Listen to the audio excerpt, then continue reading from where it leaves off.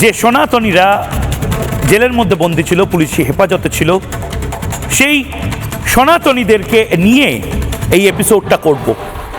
মারবে যত, এক কাটটা হবে তত। আমি এটা বলেছিলাম, বাংলা সনাতনীরা বলেছিল যত মমতা বন্দ্যোপাধ্যায় লাঠির বাড়ি মেরে হিন্দুদের মনোবল ভেঙে দেওয়ার চেষ্টা করবেন, ঠিক তত হিন্দুরা এক কাট্টা হবে, হিন্দুরা একজোট হবে। হিন্দুদের মোবিলাইজেশন হচ্ছে গোটা ভারতবর্ষে, স্বতঃস্ফূর্তভাবে হিন্দুরা মোবিলাইজ হচ্ছে, কনসলিডেটেড হচ্ছে।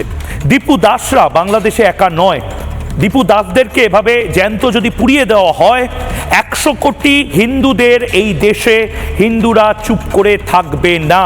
হরগোবিন্দ দাস এবং চন্দন দাসের সময় আমরা যে জিনিসটা করতে পারিনি, এবার আমরা শিক্ষা পেয়ে এই জিনিসটাই করছি। আমরা বাংলার প্রত্যেক হিন্দু সনাতনীরা এক কাট্টা হয়েছি এবং এক কাট্টা হয়ে এই জিনিসটা আমরা করব বলে স্থির করেছি। মারলে যত, এক কাট্টা হলো তত।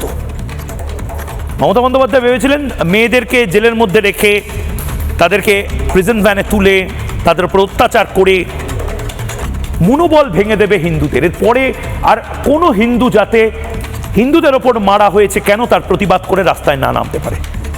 পুরুষদেরকে একের পর এক মার্ডার, অ্যাটেম্প টু মার্ডার চার্জেসে জেলের মধ্যে বা পুলিশি হেফাজতের মধ্যে রেখে দিয়ে মমতা বন্দ্যোপাধ্যায় ভেবেছিল এরপরে কোনো পুলিশ হিন্দু, এরপরে কোনো হিন্দু পুলিশের বিরুদ্ধে প্রতিবাদ করতে পারবে না, করবে না।